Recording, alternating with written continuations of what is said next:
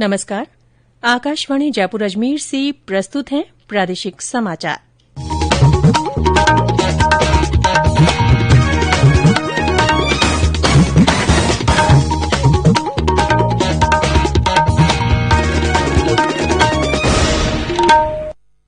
मुख्य समाचार।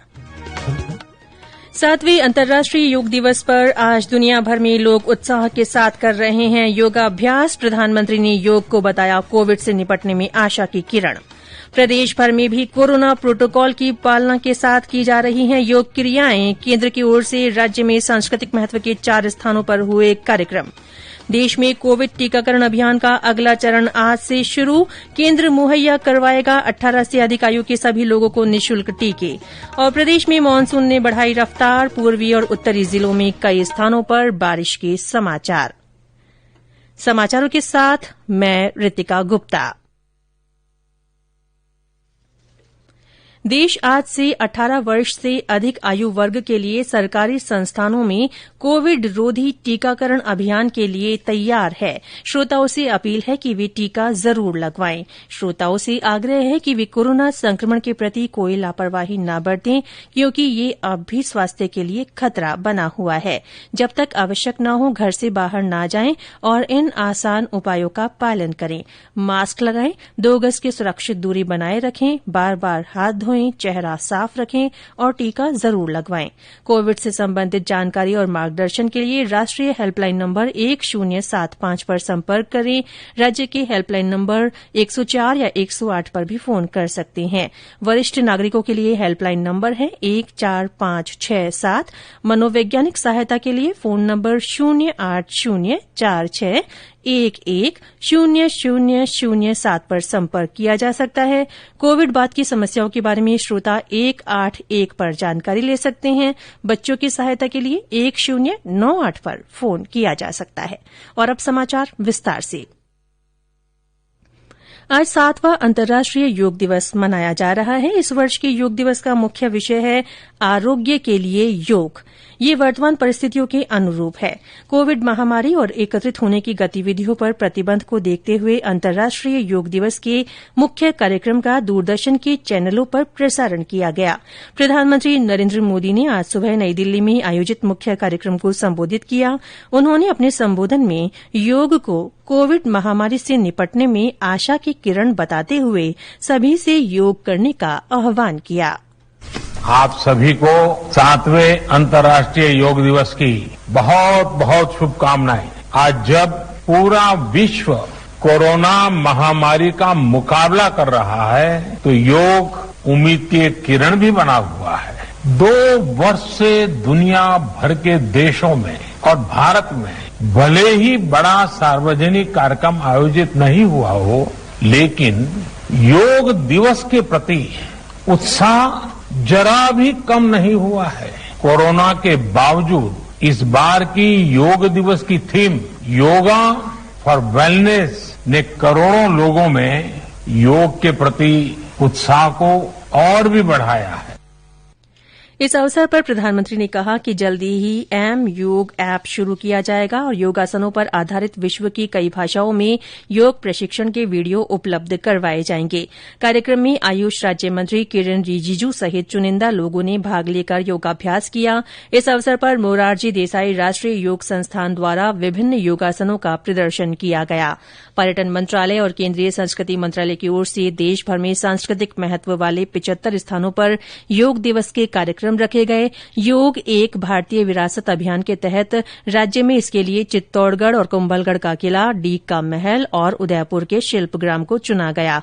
भरतपुर से हमारे संवाददाता ने बताया कि पश्चिम क्षेत्र सांस्कृतिक केंद्र की ओर से डीग महल में हुए कार्यक्रम में कोरोना प्रोटोकॉल की पालना करते हुए योगिक क्रियाएं और सांस्कृतिक कार्यक्रम हुए। योग प्रशिक्षकों द्वारा योग की विभिन्न क्रियाओं के माध्यम से योग भगाए रोग का संदेश दिया गया। इस दौरान योग क्रियाएं कराई गयीं। इसके अलावा डीग महल में जितेंद्र पारासर ग्रुप द्वारा ब्रज रसिया गायन की प्रस्तुति दी गई और देवेंद्र मंगलमुखी द्वारा कथक नृत्य की प्रस्तुति देकर दर्शकों को मंत्रमुग्ध कर दिया। कार्यक्रम के दौरान कोरोना गाइडलाइन की पूरी तरह से पालना की गई और कोरोना से बचने के लिए सामाजिक दूरी बनाए रखने, मास्क पहनने और बार बार हाथ धोते रहने के अलावा वैक्सीन लगवाने की भी अपील की गई। शिव कुमार वशिष्ठ, आकाशवाणी समाचार, भरतपुर। चित्तौड़गढ़ दुर्ग के फतेह प्रकाश संग्रहालय में हुए कार्यक्रम में आयुर्वेद विभाग के अधिकारियों और योग विशेषज्ञों ने इसके महत्व पर प्रकाश डाला और योग कराया। राजसमंद जिले के कुंभलगढ़ दुर्ग परिसर में योग क्रियाओं के अलावा हुए सांस्कृतिक कार्यक्रमों में हवेली संगीत और 13 ताल नृत्य की आकर्षक प्रस्तुतियां दी गई। सवाईमाधोपुर में वर्चुअल माध्यम से हुए योग कार्यक्रम में लोगों ने उत्साह से भाग लिया। दौसा में सामाजिक संगठनों की ओर से हुए कार्यक्रम में योग प्रशिक्षकों ने लोगों को इसके फायदे बताए। सीकर सांसद स्वामी सुमिदानंद सरस्वती ने योग को पावन विद्या बताते हुए इसे जीवन में अपनाने का आह्वान किया। मैं आपसे कहना चाहूंगा कि अपने मन, बुद्धि, आत्मा को विकसित करने के लिए, स्वस्थ रहने के लिए, कोरोना जैसी महामारी को भगाने के लिए, उससे संघर्ष करने के लिए योग अवश्य करें। योग हमारी प्राचीन धरोहर है। हमारा नारा है, करो योग, रहो निरोग। जय हिंद, जय भारत, जय योग। बारां में हुए कार्यक्रम में लोगों ने घरों की छतों पर योग प्रदर्शन किया। टोंक में आयुर्वेद विभाग की ओर से वर्चुअल कार्यक्रम रखा गया। राष्ट्रपति रामनाथ कोविंद, उपराष्ट्रपति एम वेंकैया नायडू ने देशवासियों को अंतर्राष्ट्रीय योग दिवस की शुभकामनाएं देते हुए योग को महामारी के दौर में मानसिक, दैहिक और आध्यात्मिक सुख का मुख्य बिंदु बताया। राज्यपाल कलराज मिश्र ने भी प्रदेशवासियों को योग दिवस की शुभकामनाएं दी हैं। गौरतलब है कि साल 2014 में संयुक्त राष्ट्र महासभा द्वारा प्रस्ताव पारित कर 21 जून को अंतर्राष्ट्रीय योग दिवस के रूप में घोषित किया गया था। ये समाचार आकाशवाणी जयपुर अजमेर से प्रसारित किए जा रहे हैं। समाचार अभी और भी हैं, उससे पहले कोरोना जागरूकता संदेश। कोविड-19 से बचाव और सुरक्षित रहने के 3 उपाय। मास्क लगाएं, 2 गज दूरी है जरूरी, सुरक्षित दूरी रखें, हाथ और मुंह साफ रखें। प्रादेशिक समाचारों में फिर से आपका स्वागत है। देश में कोविड टीकाकरण अभियान का अगला चरण आज से शुरू हो रहा है। इसके अंतर्गत केंद्र सरकार 18 से 44 वर्ष से अधिक आयु के सभी लोगों को कोविड वैक्सीन मुफ्त उपलब्ध कराएगी। प्रधानमंत्री नरेंद्र मोदी ने 7 जून को इसकी घोषणा की थी। श्री मोदी ने राष्ट्र के नाम अपने संबोधन में कहा था कि निजी अस्पतालों द्वारा वैक्सीन की 25% डोज की खरीद जारी रहेगी। इधर प्रदेश में अब तक 2,11,38,000 से अधिक कोविड टीके लगाए जा चुके हैं। इनमें 1,75,65,000 से अधिक पहली और 35,72,000 से अधिक दूसरी डोज शामिल है। प्रदेश में कोरोना संक्रमण के मामलों में लगातार कमी आ रही है। कल संक्रमण के 144 नए मामले सामने आए, वहीं 512 मरीज ठीक हुए। सक्रिय मामले घटकर 3,079 रह गए हैं।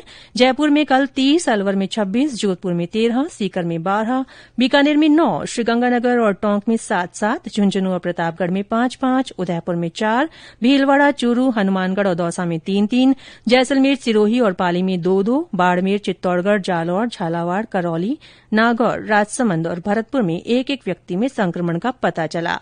8 जिलों अजमेर, बांसवाड़ा, बारां, बूंदी, धौलपुर, डूंगरपुर, कोटा और सवाईमाधोपुर में संक्रमण का कोई नया मामला नहीं मिला। कल इस बीमारी से 4 लोगों की मृत्यु हुई।